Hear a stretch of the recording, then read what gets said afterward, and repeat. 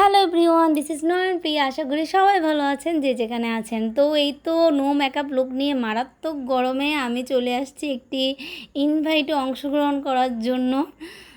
তো দিনটি খুবই মিষ্টি ছিল, ভাবি নাই যে এতটা সুন্দর হবে। তো আশা করি তোমাদের খুব ভালো লাগবে, তোমাদের সাথে শেয়ার করতে চলছে আজকের দিনটি, আশা করি সাথেই থাকবে। তো এত গরম এর মধ্যে কেউ ইনভাইট করলে অ্যাকচুয়ালি মনে হয় যে মনকে বলি যে পার্সেল করে খাবারটা পাঠিয়ে দাও, এরকম একটা ব্যাপার যে গিফট না হয় আমিও পার্সেল করে গিফটটা বিকাশে পেমেন্ট করে দেবো। যাই হোক, এটা মজা করে বললাম। আর এই তো আমার দেবর এসে দাঁড়িয়ে আছে আমাকে নেওয়ার জন্য, এসে মিষ্টি একটা হাসি দিয়ে তাকে, মানে তাদের বাড়ি যদি আমি চিনতে না পারি।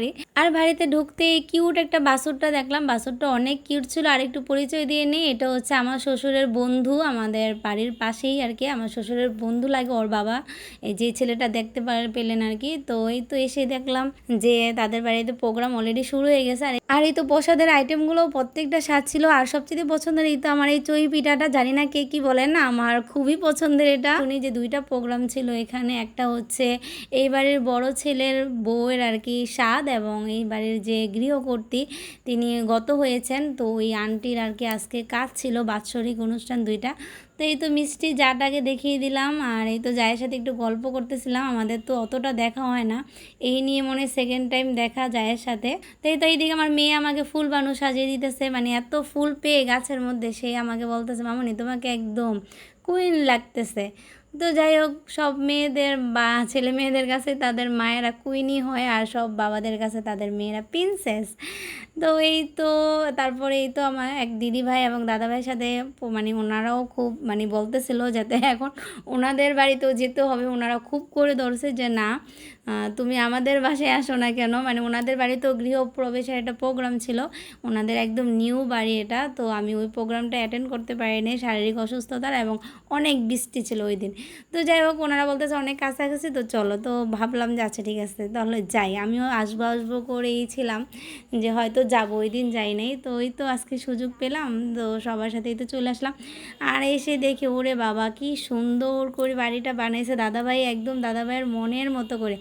দাদাভাই বারবার বলতেছিল আমি আমার মন মতো করে, আমার মানে সকল প্ল্যান উনি নিজে করেছে, ওনার মন মতো করে উনি ওনার বাড়িটাকে কমপ্লিট করেছে। আমি যদিও ভালো করে স্কিপগুলো নিতে পারিনি, কারণ অনেক দিন পর একসাথে হলে অনেক কথা জমে থাকে আমাদের, আর সেই সাথে সময় সাপেক্ষ ছিল, সময় খুবই কম ছিল। তো যাই হোক, নেক্সট টাইমে আবার আসবো, এবং সেই সময় অবশ্যই সম্পূর্ণ বাড়িটা আমি খুব সুন্দর করে ভিডিও করব, সাথে কয়েকটা রিলসও বানাবো, কারণ ওয়েদারটা এত সুন্দর, এই বাড়িটার মধ্যে চারোপাশ দিয়ে এত সুন্দর বাতাস আসে কি বলবো।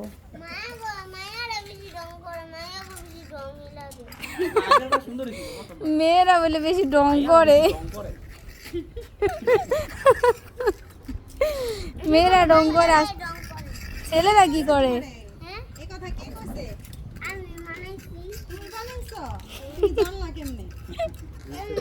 আমি তো জানি ছেলেরা ডং করে বেশি, ছেলেরা ডং করে বেশি, এই যে চুল নিয়ে এরকম এরকম করে। আর মাইয়ারা তো রান্দা ডং করে, তবে ড্রেস নিয়ে চুল নিয়ে। আপনারা কি রান্তেছেন গো? খালাম্মা রাম্মারা বিরিয়ানি রান্তাছে। ওমা,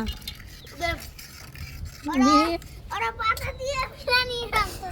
তো হয়তো বুঝতেই পারতেছেন তারা কি পরিমাণে হ্যাপি ছিল সবাই। আর ছাদটা আসলে এত সুন্দর করে ছাদটার মধ্যে নার্সারি করা হয়েছে। ছাদটার ভিডিওটা অ্যাকচুয়ালি আমার করা একদমই মনে নাই, আমি কয়েকটা রিলস বানাইছি অবশ্য দুই একটা, বাট ভিডিও করতে মনে নাই। আর অনেক সুন্দর ছিল, প্রচুর বাতাস ছিল। আর এই তো আমার মেয়ে বলতেছে তার খেলাটা মাত্র সে জমে উঠেছে আর কি, তাদের রান্নাবান্নার পর্ব। তো সে আসতে চাইতেছিল না, আমার এদিকে বাসায় খুব তাড়া, কারণ আমার বস চলে আসবে বাসায় খাবার দাবার খাওয়ার জন্য।